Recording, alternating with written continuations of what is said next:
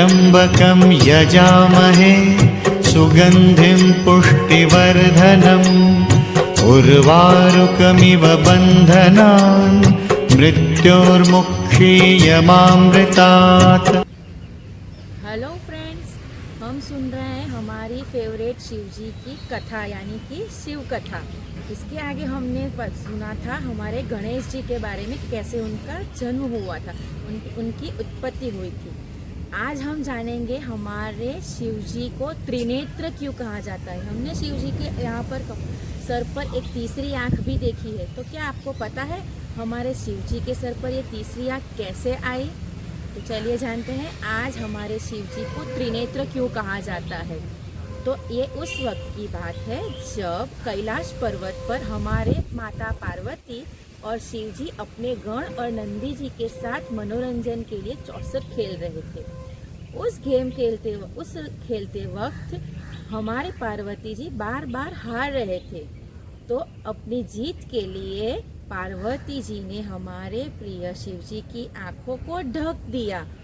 जैसे ही हमारे शिव जी की आंखें ढक गई, पूरे संसार में अंधेरा छाने लगा। छोटे छोटे जीव जंतु मरने लगे। ऐसा लगा जैसे हमारे सूर्य देव का तो कोई अस्तित्व ही नहीं है। पर पता नहीं क्या हुआ, इसे देखकर सारे गण, देवी देवता और पार्वती जी घबरा गए कि अचानक सृष्टि में ये सब परिवर्तन कैसे होने लगा। ऐसे में अचानक से हमारे शिव जी के सर पर एक दिव्य पुंज प्रकाशित हुआ और उससे बड़ी ही तेज दृष्टि आने लगी। जब ये दृष्टि पूरे संसार पर पड़ी तो वापस से पूरा संसार झगमगाने लगा। सूर्य को अपना खुद का तेज वापस मिल गया। सृष्टि में जो सर्वनाश और हाहाकार मचा था वो सारा शम गया और पहले की तरह पूरी सृष्टि वापस से खेल खिलाने लगी। ये सब अचानक होने की वजह से पार्वती जी तो कुछ समझ में नहीं आया। उन्होंने शिव जी की आंखें खोली और पूछा कि आपकी आंखें बंद करने पर ये सब सृष्टि में क्या हुआ। तब शिव जी ने कहा कि ये सृष्टि मेरी आँखों से ही बनी हुई है और ये आँखों से ही पूरी सृष्टि का सर्जन और पालन हुआ है। अगर मेरी आँखें बंद होती है तो पूरे संसार का सर्वनाश हो जाएगा। जब आपने मेरी आँखों को बंद किया तब मैं ये सृष्टि को नहीं देख पाया और सृष्टि सर्वनाश की ओर चली गई और मैं ये पृथ्वी का सर्वनाश नहीं देख सकता और मुझे ये पुंज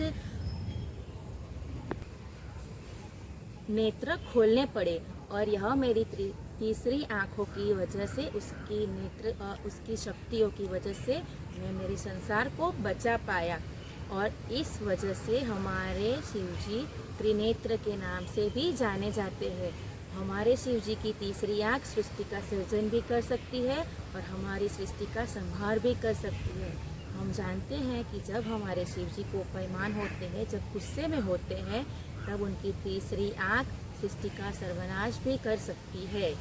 तो आपको पता चला हमारे शिव जी को त्रिनेत्र क्यों कहा जाता है। ऐसी ही अच्छी कहानियाँ सुनने के लिए देखते रहिए हमारे शिव कथाएं। Bye bye. ओम नमः।